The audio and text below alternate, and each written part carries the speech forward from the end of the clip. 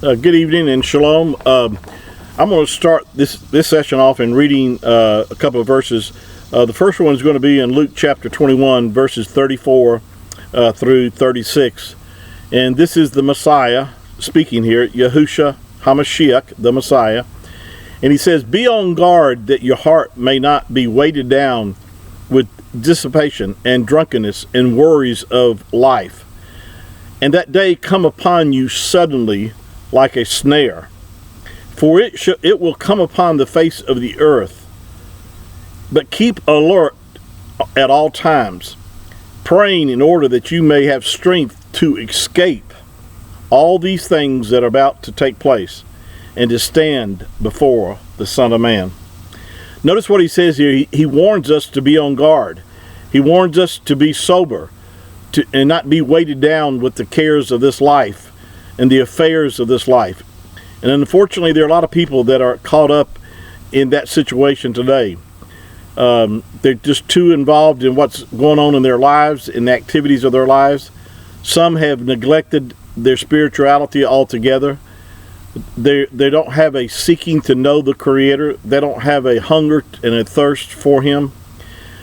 But for those that have put their faith and trust in the Messiah, we have the promise from the Mashiach, the Messiah, that we could escape all the things that are about to take place. This is a warning to the world that the time is short. Time is upon us. I believe the rapture could happen at any day, any time.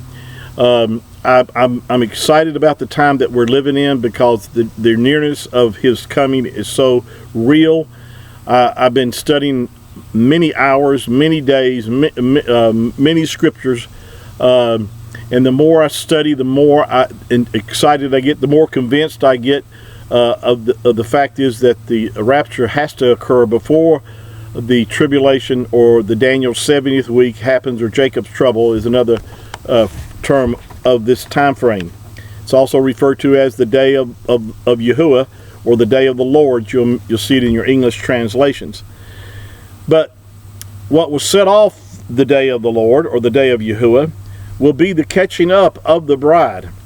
I'm convinced, and as I shared in my dream that I had, and that's basically, if you go back to my channel, you'll find in part 1 that I described my dream that I had. And one of the things that was real, I was really aware of, was the fact is that it was just an ordinary day. It was nothing special about this particular day. In other words, it wasn't a day that, say, I would woke up and saying the rapture is going to happen, or I'm really looking for it to happen today.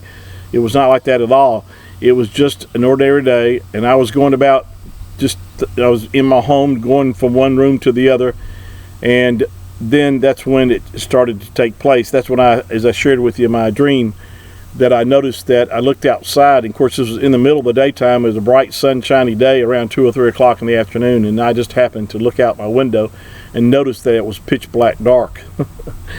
Well, that just doesn't happen normally. It may get cloudy, in the daytime, and it may when a storm is coming, but this is totally different. It was a pitch black, just like it is at night, at midnight, outside in the middle of the day.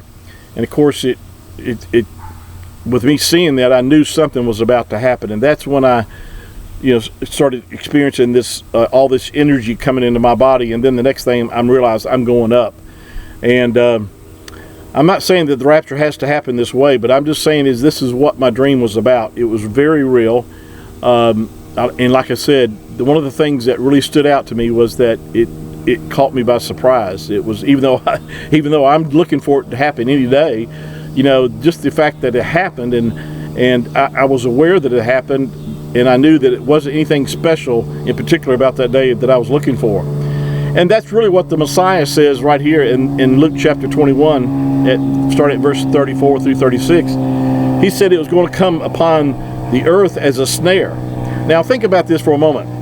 If the rapture, or the catching up of the church, were to happen at the end, say, of Daniel's 70th week, or Jacob's trouble, or the tribulation period, if that happened at the end, how could that be a snare?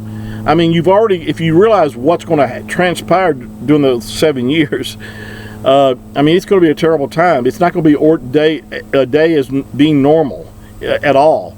I mean, you know, you're talking about by the time the end of the tribulation is or happens, after the Great Tribulation, you're talking about 3/4 of the population of the earth have already died. There's only a third of the population still surviving. Those will be some of them will be Jews and some of them will be Gentiles. But the only people that will be left and allowed to enter the millennial reign were those that are saved out of the Yahudim, or the Jews, and those that have been saved during the tribulation period. People will be saved during the tribulation period. But it's going to be a hard time for them. There'll be many that most people will have to give up their lives because of the persecution of believers during that time frame. But it's better to die for your faith than it would be to die and go to hell and to be separated from the Creator and to spend eternity in a place that is a place of torment. And so anyway, the fact is that things will not be normal. So if it were to come upon the world as a snare, which that's what the scripture says, then the people aren't prepared for it. So it has to be talking about the catching up of the church at this point. This is what he's talking about. See, the coming of the Mashiach is really in two phases. It's coming for the bride and to catch us up. He's fulfilling a promise that he made to us in Luke chapter. I forgot the chapter.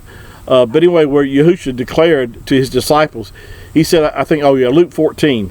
He said, I'm going to prepare a place for you, and if I go and prepare a place for you, I will receive you unto myself, that where I am, there you may be also.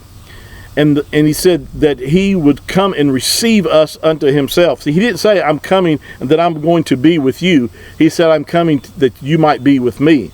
And we know where he is now. He's with the Father. He said, I'm going to the Father's house, or the Father's place, which is in the Shamayim, in the heavens. And he would come back for us to be with him as his bride. And of course, the marriage will take place in heaven in Revelation chapter 19 before the Messiah comes back. There's so many scriptures, there's so much evidence of proof. The fact is that we as believers will be caught up before the Jacob's trouble or the day of Yahuwah. I'm going to stop here, then we'll pick back up. There's another verse here I want to read over in 1 Thessalonians chapter 5. We'll get into on our next segment. Thank you again. Please share this with others, especially on Facebook and other friends, with the other friends you have.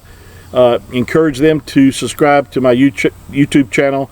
And like I said, I've got over 1,200 videos for you to listen to and to be ministered to. And so again, thank you for all of your support. And just be encouraged to know that look up, because our redemption is drawing near. Shalom.